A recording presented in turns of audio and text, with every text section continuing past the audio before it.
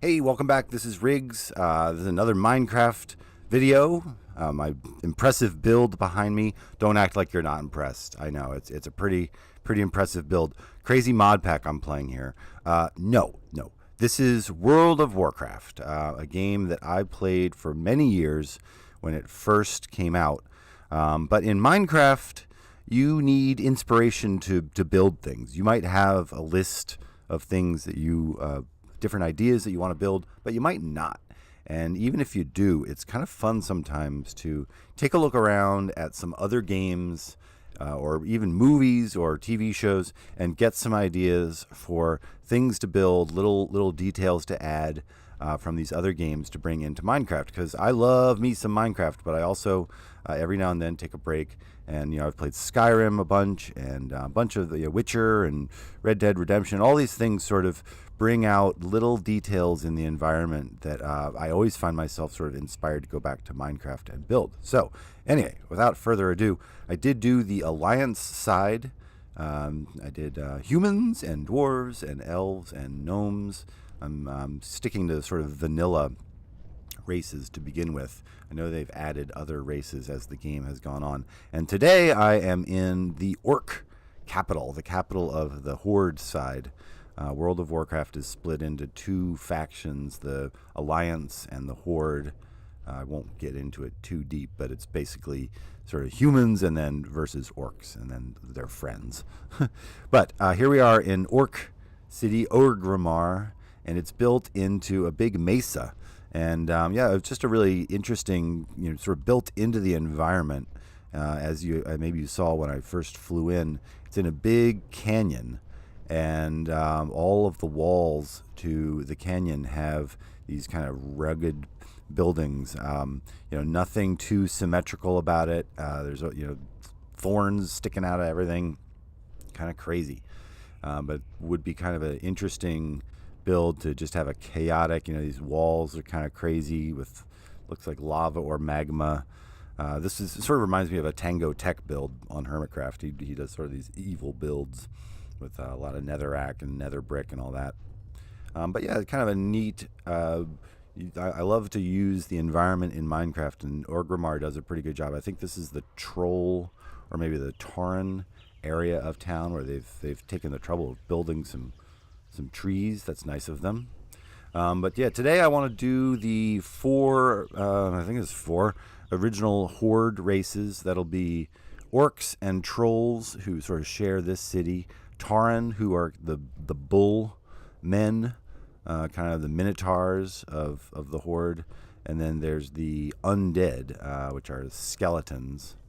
And I feel like I'm embarrassing myself. Maybe there isn't a fourth one right now. And then there are some new races they've added. The goblins and worgans were added recently. Well, not so recently now. And then panda also.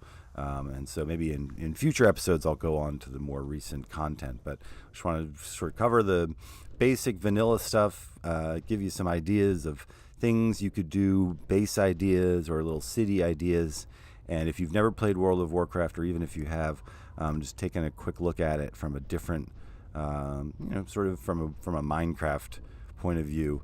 I love these sort of steampunk blimp boats. This is their transportation system to get around. Speaking of which, why don't I head on over to the Tauren city of Thunderbluff. Yes, that's it. I'll go over there and show you that. Okay, here we are at one of the Tauren starting towns, Bloodhoof Village.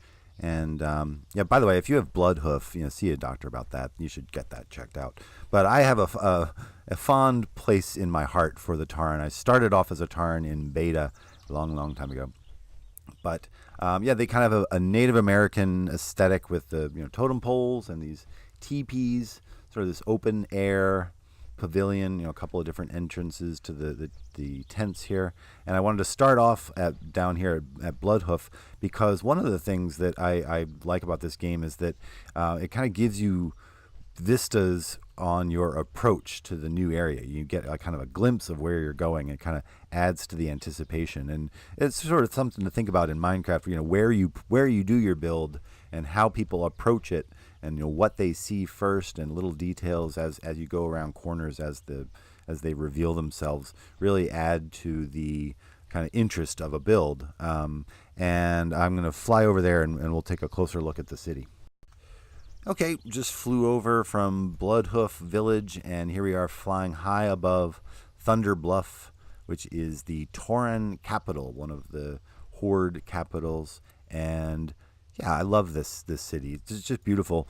It's built on top of, I could see this being one of the Savannah Plateau, those big kind of amplified mountains in Minecraft, and a fun build, with these little walkways connecting each of the different parts of the city. And also the style of it is interesting. There's a big major focal point in the middle, which is, I think, a great thing to have in Minecraft, something to orient yourself to the space, helps you kind of navigate around the area. And another interesting detail with this city is that it's sort of not a lot of urban planning going on.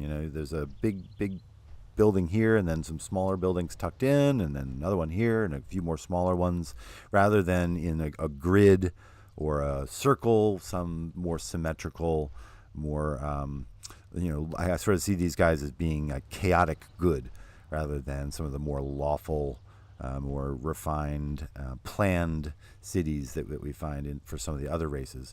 But a fun, again, sort of a Native American style with totem poles and these windmills and these open air kind of Quonset hut, I guess you could say. Little teepees, wigwams. I'm sure there's a million different words for them. But yeah, I've always loved the Tauren. I started out as a Tauren in beta, and anyway. But let's go and visit maybe the more grumpier friends of the Tauren, the undead. And you'll see very quickly it's a different aesthetic entirely.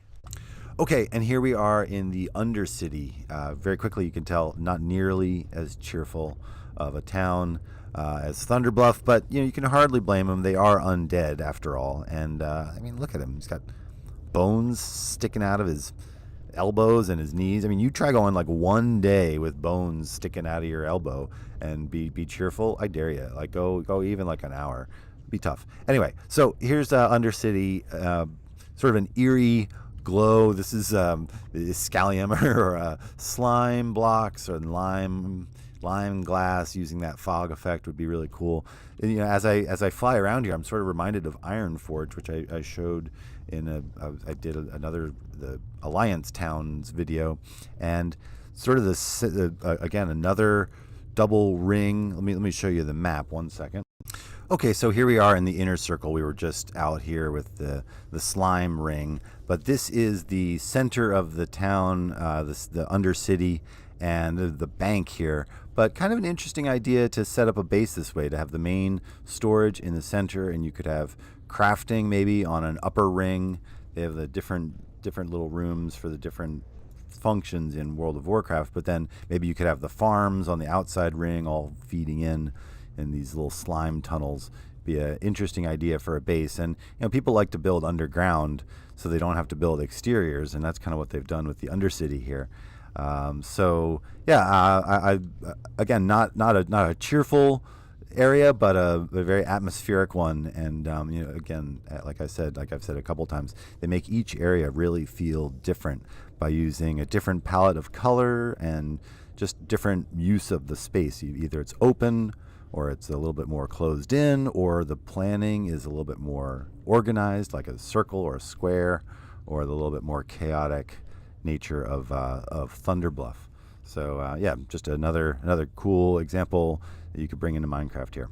And I did want to show you the outside of the Undercity, because that is a neat little detail, is that it's just ruins. There's nothing above ground. There's nobody living here. There's no vendors really. These are just guards basically.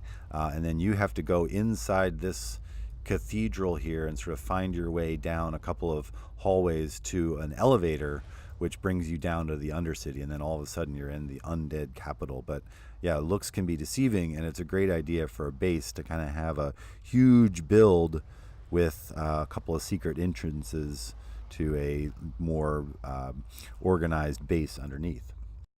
And before we leave the undead, I wanted to show you their starting city of Brill, kind of a gothic style with big columns and cobwebs and skulls and this sort of constant cloud over the city. Man, I think if I lived here, I would probably, well, I'd move. Sorry guys, no offense, but yeah, you could do that kind of fog effect with the glass over an area, which would add some atmosphere and kind of make it more gloomy. And then I also noticed these little bubbling things here with the new bubble columns. You could use those bubbles as a detail, not just as an awesome way of getting up or down.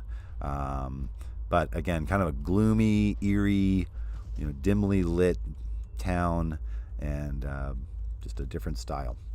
And last but not least, well, maybe least, the Blood Elves were added a little later in the game, and this is Silver Moon City, a very ornate capital, very refined, and the interiors are kind of interesting too. They have this kind of drapes hanging down with a neon blue and very smooth, almost sort of velvety textures, warmer colors. Everything is very refined. You can't fly in this city because it was added later, and that somehow makes sense.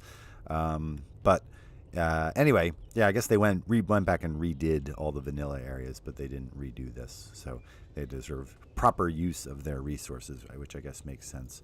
But yeah, kind of in a constant state of, I guess I could at least be riding, constant state of autumn with these trees and fountains and, pleasant place to live. Big, huge, oversized arches and everything very planned, not a lot, unlike Thunder Bluff, everything is very planned out and has a space for everything and not broken down like the Undercity, and not nearly as crazy as Ogremar, but just very ornate and kind of fancy.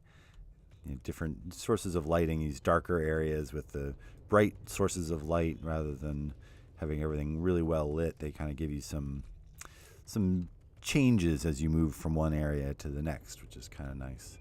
And kind of a constant theme of the colors. I love the use of color here. It's very warm and kind of inviting. I could totally hang out in Silver Moon City if it wasn't filled with these blood elves. Jeez, I'm sure they're nice.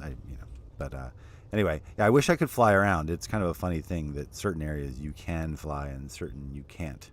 But I probably should leave this here. I've done let's see, I did the orcs, and Tauren and undead, and now the blood elves. And there are lots of other areas. I want to go check out Booty Bay, which is the pirate city, and some of the other neutral, Dalaran, which is a big floating magical city, and Shatrath, which is over in, anyway, other areas. Maybe I'll do another video of kind of the neutral zones. But yeah, I just like to, my subscription is literally ending in like 12 hours, and I was like, I should record some stuff just for little visual references.